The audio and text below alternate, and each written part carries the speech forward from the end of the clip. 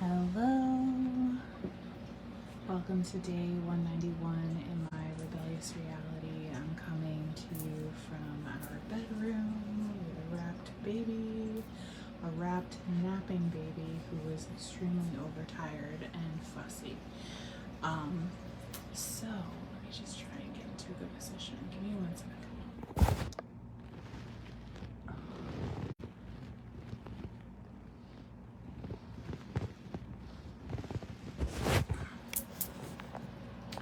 Okay, this is not a good position.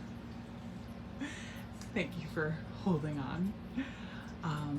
So I drove home from upstate New York yesterday, and I titled this video Caregiver Energetics because I think I have some broken thoughts about it. Maybe it'll gel together while I talk about this, but I was noticing some stuff and I just figured I'd throw it in here and see if I get any feedback, if anybody resonates with it or has anything to add.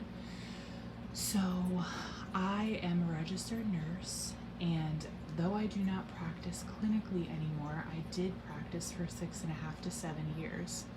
And I did that by being a bedside nurse in the hospital for about 2.5 years.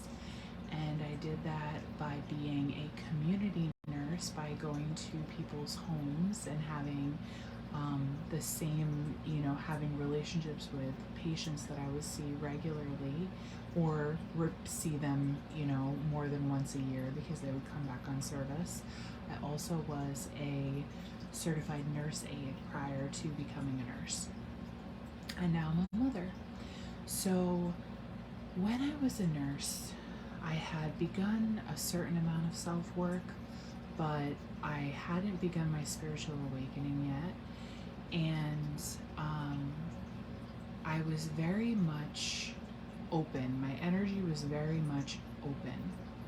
And since then, now being a mother, I have changed astronomically as an individual.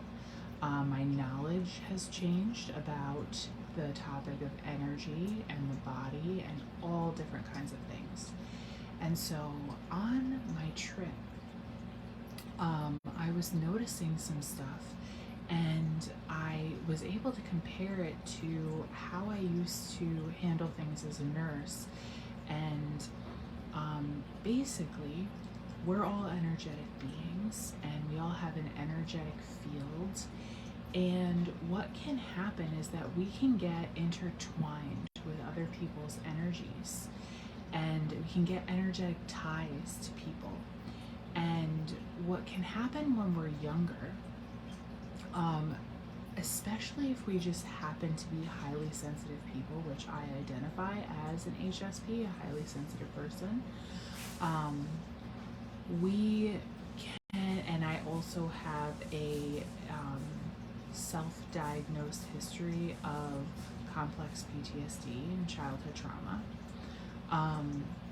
So from that background, what I believe happened is that I became very aware of other people's moods and energy, and I became able to tailor my behavior and my actions in hopes that to suit these people, to suit other people. And that's essentially being a people pleaser. It's also being what's called codependent. So as an empath, a highly sensitive person thrown into the medical field as a nurse, I also very much had a story that to be a good person, you had to empathize with people, I was very identified with that. And so what used to happen to me as a nurse is that I felt in order to be a good nurse, I had to empathize so much with the person that what I didn't realize was happening back then is that I would energetically tie myself to them. And when they were disabled in pain or for some reason, I would then become disabled in a way. It actually made me a very unstable support for them, because I was trying to stay grounded in myself, but I was connected to them. And I didn't realize any of this. So now that I have learned how to put boundaries, learned how to energetically protect myself, learned about all this energetic stuff, on the way home, all right, I missed a piece, but it'll find its way here.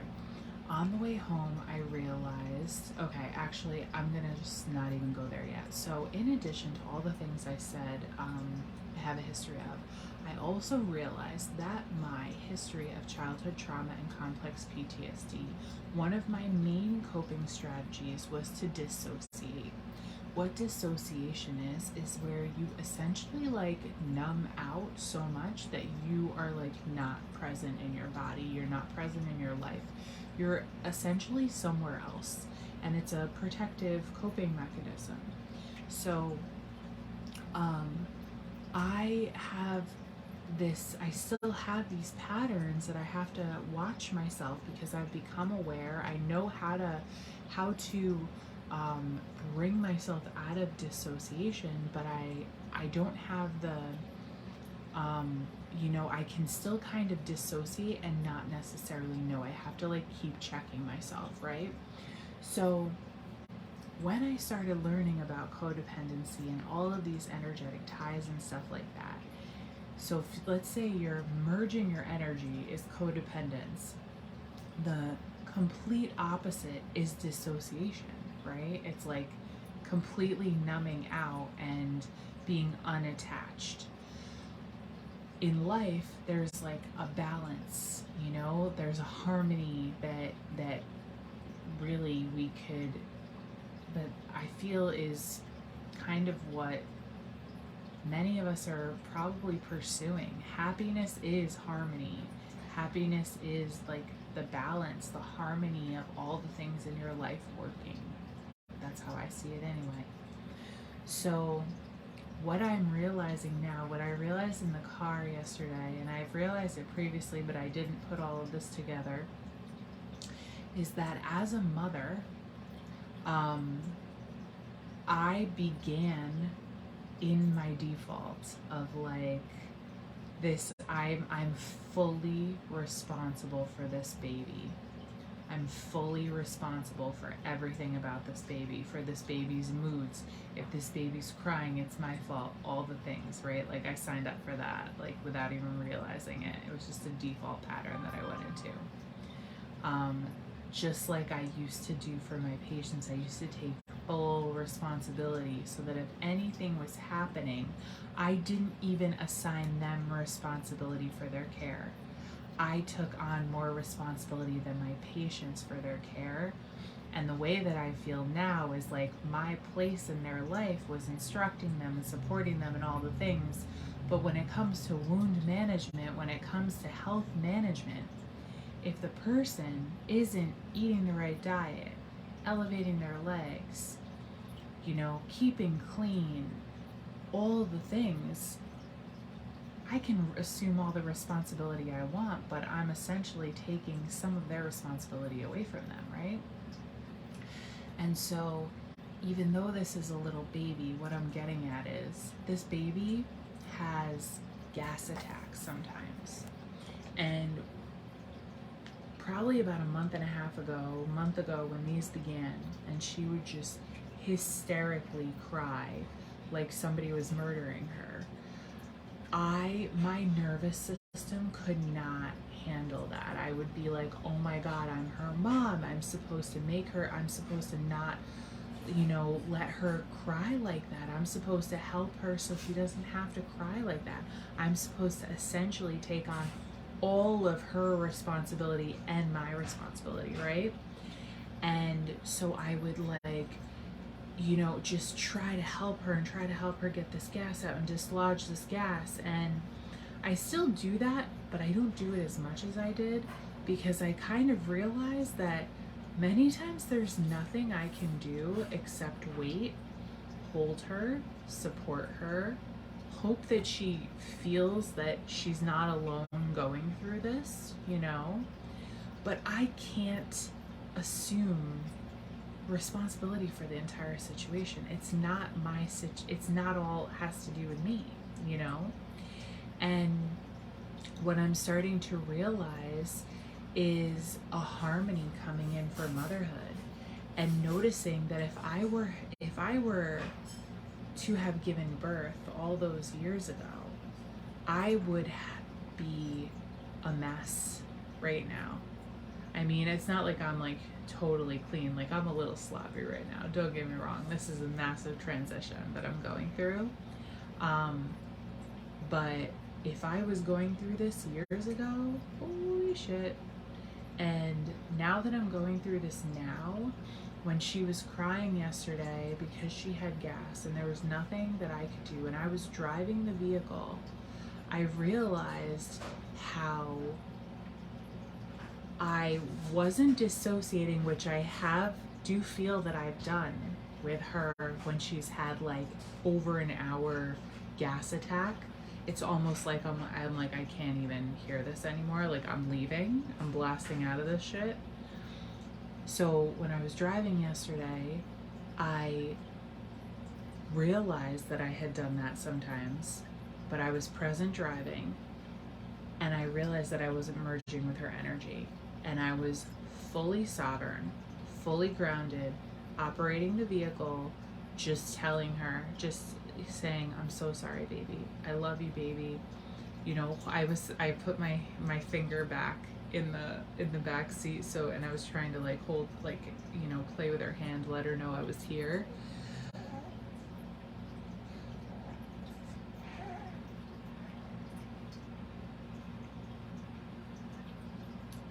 We're having a stirring. Apparently, babies mostly sleep in active REM, so that's probably what she's doing.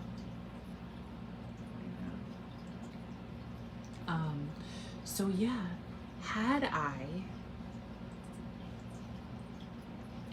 not been able to come to the place already as a mother where I was able to be sovereign and not emotionally merged or energetically merged. Energy is emotion as far as I'm concerned, just so you know, so I might use those interchangeably. If I was energetically or emotionally merged with her yesterday because she was having this gas attack, and I was just like wide open, and I was super empathetic, and I was just taking all this on, I would not have been present enough to drive safely. I might have not gotten in an accident, but when I drive from my childhood home down to where I currently live, I'm traversing the Bronx. I'm on all these different very active roadways, interstates, all bridges, tolls, all the things. And it's chaotic on the road, trying to, you know, especially in rush hour, which I was in last night. So I realized like how grateful I was that I could stay sovereign and grounded, so I could operate the vehicle safely while still supporting her by holding space for her emotions, but not merging with them and not blasting out of my body. So I kind of feel like as a caregiver, this is probably the most ideal way to be. And another thought process that was streaming through yesterday was that I think in the hospital, it's really hard to find that harmony. What I noticed in the hospital is I was like super codependent, wide open, super empathetic with patients, and a lot of the other nurses were like completely closed, almost like dissociated from how important their role was, how much their patients, you know, the vulnerability of their patients, like they weren't present enough to even be there for their patients. I was almost too present with the patients and what they were going through, and not fully able to like complete my job as well, because I was just like so involved and so tied to these people. So I think that really for any kind of nursing, a happy medium is needed.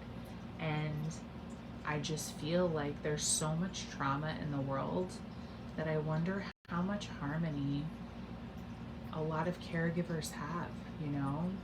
I wonder if the majority of caregivers identify as either codependent and extremely energetically merged or emotionally merged with the people they're caring for, or so disconnected and dissociated because they just can't even they don't even know how to cope with it, so they just blast off and their body's here doing it, but they're not like present. And I just think that's a really interesting topic, way to describe it, whatever. So that's what was on my mind yesterday. I didn't get to come on because I fell asleep, but I got a good amount of sleep. And today was Wednesday, and we went and got ice cream, and I had a ton of Etsy orders that I just finished, and now I'm gonna go eat dinner at 11 o'clock. I'm gonna have a chicken salad if she stays asleep. I will see you tomorrow. Oh, I would love to hear any of your thoughts about what I said, by the way.